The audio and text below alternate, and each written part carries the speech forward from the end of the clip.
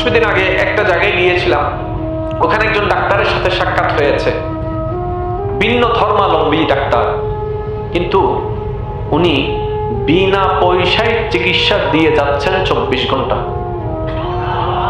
আর একটু জোরে, এবার বলেন এটা কি খারাপ মানুষের গুণ নাকি ভালো মানুষের গুণ? যে ধর্মেরই হোক ভালোটা ভালো বলতে হবে, কারণ আমাদের নবী আমাদেরকে সেই শিক্ষা দিয়েছেন, উম্মত নিজের ধর্ম পালন করো, অপরের ধর্মকে সম্মান করো। তুমি তার প্রভুকে গালি দিতে যেও না, না হয় সে উল্টা তোমার হক প্রভুকে গালি দিয়ে বসবে। সুতরাং নিজেরটা পালন করো, অপরেরটাকে সম্মান করো, এটার নাম ইসলাম। আর পৃথিবীর মধ্যে সবচেয়ে সুখী মানুষ, একটু জোরে, পৃথিবীতে সবচেয়ে সুখী মানুষ পাগল। সেজন্য পাগল হয়ে থাকতেই পছন্দ করি। আর যদি হয় সে পাগলামিটা মওলার প্রেমে, আর যদি সে পাগলামিটা হয় নিজের অন্তরকে পরিশুদ্ধের কাছে, আর যদি সেই পাগলামিটা হয় কামলিওয়ালা নবী মদিনাওয়ালা নবীর কারণে, তাহলে সে পাগলামিটা তো 1000 গুণ ভালো। এবার আসুন, পাগলদের 2 পয়সার দাম আমাদের কাছে নেই, কারণ তারা নাকি পাগল। আমি বলি এই পাগলগুলা তো 1000 গুণ ভালো সেই সার্টিফিকেটওয়ালা শিক্ষিতদের কাছ থেকে, যারা সার্টিফিকেট পেয়ে ডিগ্রি অর্জন করে সিগনেচারকে 2 নম্বরই করে জালিয়াতি করে, তাদের তুলনায় তো পাগলটা অনেক ভালো। এই পাগলটা, রাস্তায় বসে থাকা পাগলটা তো ওই শিক্ষিত মানুষের তুলনায় 1000 গুণ ভালো।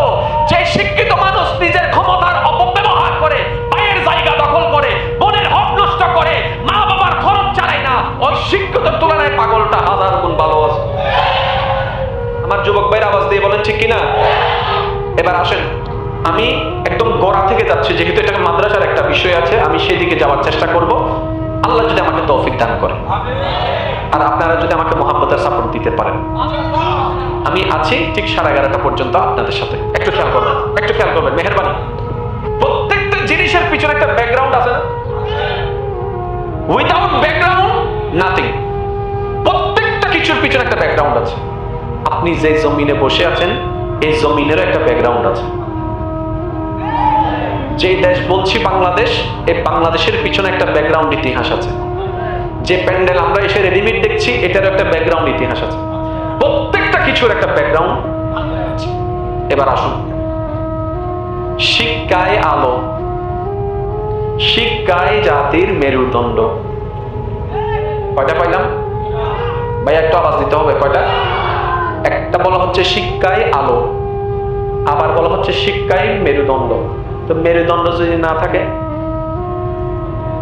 শেষ হও না, লুলো লুলো, ঠিক না বেটি? শিক্ষায় জাতির মেরুদণ্ড। তাহলে যে জাতির মেরুদণ্ড ভেঙে যাবে, সে জাতি এমনিই ভেঙে যাবে। আচ্ছা, এটা আমরা বুঝতে পারলাম। আর একটা হচ্ছে জ্ঞানে আলো, শিক্ষায় আলো। আলো মানে কি? আলো মানে হচ্ছে অন্ধকারকে যেটা দূরীভূত করে। তাহলে শিক্ষাকে আলো বলা হলো কেন? এই লাইট কি সেই আলো? বলে যে না, শিক্ষাকে আলো বলা হয় এই কারণে, যুবক ভাইরা আপনারা একটু মনোযোগ দিবেন। শিক্ষাকে আলো বলা হয় এই কারণে, অমানসিকতাকে দূর করে মানসিকতার বাতি জ্বালাবে, অন্যায়কে দূর করে ন্যায়ের বাতি সে জ্বালাবে। ওই শিক্ষা যেই মাধ্যমে আসে, এটাকে বলা হয় শিক্ষা। এখন যখন জগৎ প্রশ্ন করলো এই শিক্ষার যদি এই অবস্থা হয়, তাহলে এত দুর্নীতি কেন? তখন একটা নতুন ডায়লগ আমরা শুনতে পেলাম, বললে যুবক ভাইরা বুঝতে পারবেন। এখন বলে যে শিক্ষা নয়, সুশিক্ষা। আগে বলতো শিক্ষা, এখন বলে সুশিক্ষা। এবার সুশিক্ষা আসলো। ঠান্ডা মাথায় একটু খেয়াল করবেন, আজকে থেকে 40 বছর আগে পুরা গ্রামে মিলে হয়তো একটা ভার্সিটির ছাত্র খুঁজে পাবেন না। এখন প্রত্যেকটা ঘরে ঘরে। আগে 40টা বছর আগে সায়েন্সের কোনো সাবজেক্টওয়ালা স্টুডেন্ট আপনি খুঁজে পাবেন না। এখন দেখেন অ্যাভেলেবেল সায়েন্সওয়ালা স্টুডেন্ট। আগে দেখেন স্কুলের সংখ্যা কম, এখন স্কুলের সংখ্যা বেশি। আগে কলেজের সংখ্যা কম, এখন কলেজের সংখ্যা বেশি। আগে সিটের সংখ্যা কম, এখন সিটের সংখ্যা বেশি। আগে গোল্ডেন এ প্লাস কম, এখন গোল্ডেন এ প্লাস বেশি। আগে শিক্ষার হার কম, এখন শিক্ষার হার বেশি। একটু ভেবে দেখেন তো, শিক্ষায় যদি আলো হয়, তাহলে দিন দিন শিক্ষিত তো বাড়ছে, পার্সেন্টেজ তো বাড়ছে, কিন্তু আপনি চতুর্দিকে দেখেন খুন বেড়ে গেছে, রাহাজানি বেড়ে গেছে, দর্শন